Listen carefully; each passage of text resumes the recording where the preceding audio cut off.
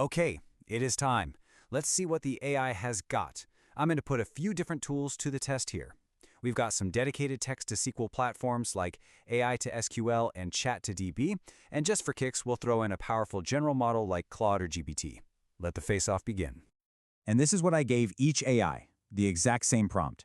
No special formatting, no hints about what kind of joins to use. I didn't even give it the schema up front. I just gave it the plain English request exactly as I got it. The simplicity here is what makes this a really fair and interesting test. And the results were absolutely fascinating.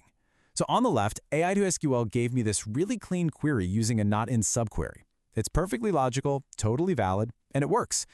But then look at the one on the right from Chat2DB. This is where my jaw kind of dropped. It uses something called common table expressions, or CTEs.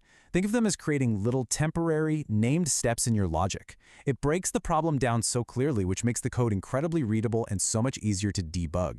This is exactly how a senior data analyst would write this code. It's not just functional, it's elegant. So here's the bottom line. We just got multiple, fully functional, high-quality queries. One of them was even written with the kind of thoughtful structure you'd expect from a seasoned pro. And each one of these took less than 30 seconds to generate. So remember that initial skepticism I had? Yeah, it's pretty much gone. This is seriously impressive stuff. But hey, a query that looks good on paper is just text until you actually run it, right? So now comes the moment of truth. Does the code actually work? I took that really elegant query from Chat2DB, the one with the CTEs, and I ran it against our actual database. And this was the wow moment for me. That entire mental maze we talked about earlier, mapping the tables, figuring out the joins, checking the logic, debugging for that missing comma, all of that. The AI did it all in less than 30 seconds. A task that would have taken me, honestly, probably a couple of hours of focused work.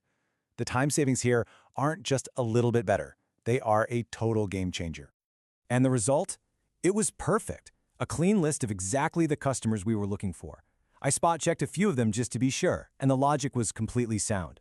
One had an order 80 days ago, but no login for 120 days. Check. Another had a purchase last month. No logins at all. Check.